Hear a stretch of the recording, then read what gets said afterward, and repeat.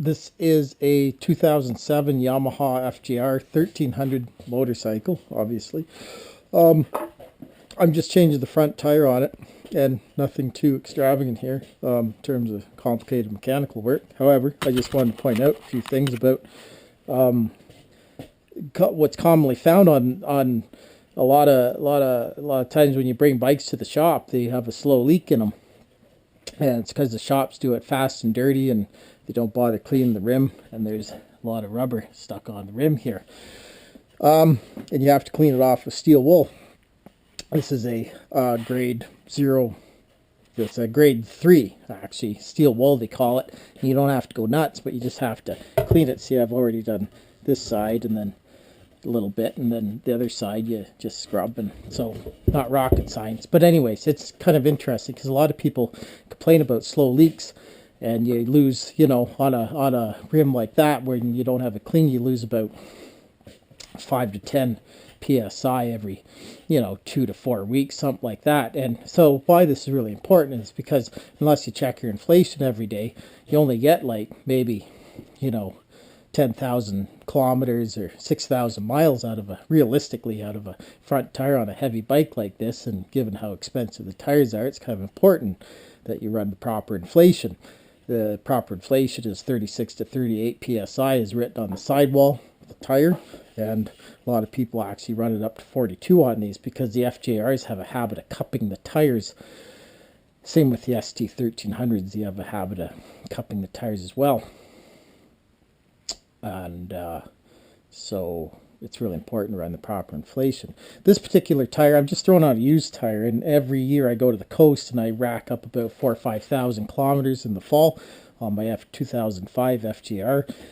And the tires, I put on a brand new set when I leave, and so when I come back, maybe I got 4,000 K left on a tire. So I'm putting on a used tire off the FJR 2005 onto the 2007, because on the 07, as you can see, I don't know if you can see that, but the cupping is pretty prevalent on it. So that's because the guy ran it with low pressure, and I know this because what happens when you run a tire with low pressure, telltale signs is all the rubber is adhered to the rim, because I guess it gets really hot as it's underinflated. It gets hot, and then it starts going all gooey and melty and stays on the rim like that. So when you change the tire, you gotta clean it. A lot of shops don't, because in the interests of fast economic gain, then you just throw it on the tire machine. I do it by hand because I don't like, the potential of scratching the rims, and not only that, it gives me a chance to have a look at the rim and look for any damage on it from crash damage or whatnot, because, little details like I notice this bike has been down. You can tell the telltale signs. There's little road rash here and there and on the sliders, which, looks, it's just from somebody dumping it because it's a heavy bike. They've dumped, it's a slow speed drop. It's not a big deal. You don't see any on the lower fork legs, or any nothing's crooked or anything like that. You can tell the mounts, if it was dropped harder, the mounts would be bent and broken, and so somebody's tried to cover it up, the scratches, for aesthetic purposes, and you can still see it. But anyway, so that's just something I like to do. And then you put it on the balancer up here, you do a static balancer and turn it on the balancing stand here, and make sure the rim there's no valves in the rim or anything. So I like to do it by hand. It gives you a little extra time to kind of assess things. So that's kind of important. Like, a lot of people overlook this. You just throw a new tire on this without cleaning it, and then you get the slow leaks. You can tell a slow leak because if you take the soap and you put it on the rim, when the tire's on the rim, you'll see little microscopic bubbles coming out of this thing.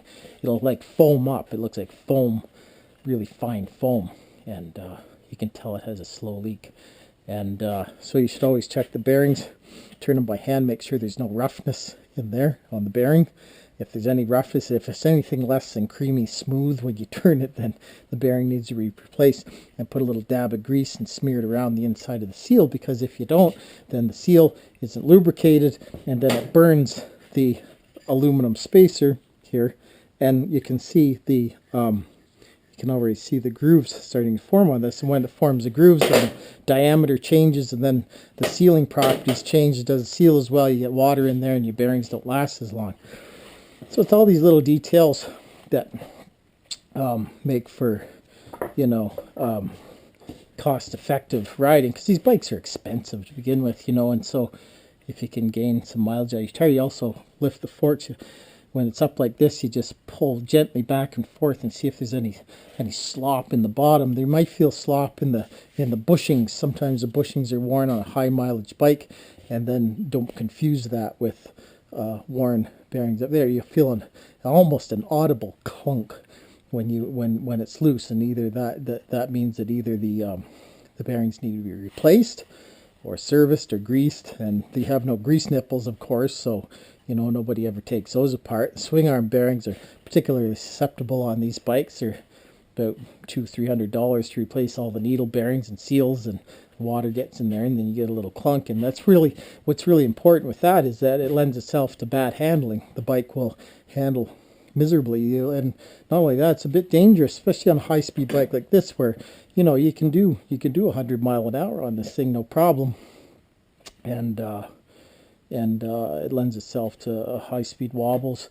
in certain situations, and a loss of control, and then off you go into the ditch, and after that it's up to pure luck. But anyways, to avoid all that nastiness, you got to make sure that the bearings are all tight on a bike like this. The other thing too is when you have a tire like this and it's been run under inflated, and you have this, when you lean into a curve, it'll make a really fine handling motorcycle feel like a pile of crap, because it leans fast, and too fast it'll hit that ridge and then drop over into the curb, and so you it makes you second guess whether you're losing traction or it's just a bad tire. I mean, it's, you know, it just really lends itself to a lack of confidence in the handling of the machine. So it's really important to have good tires on, and make sure the inflation's up, especially on a big bike like this. These are really front heavy, and a lot of guys wipe out because they choke on the front brake in a panic situation, and you only have a little contact patch about this big on the front end, and this whole big little contact patch like that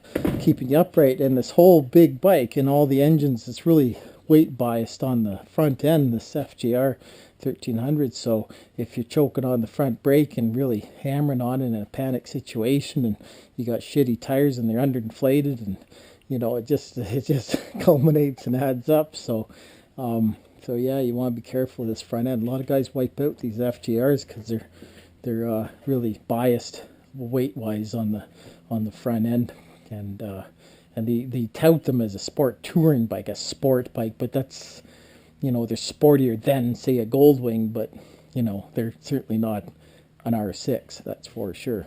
But anyways, just a little video on that little thing. If you clean up your rim, you'll have much better luck with sealing it up and getting better mileage out of your tires. Anyways, that's the first video of many I intend to make, so hope you found it useful and helpful, and helps a few people out there. Take care. Bye-bye.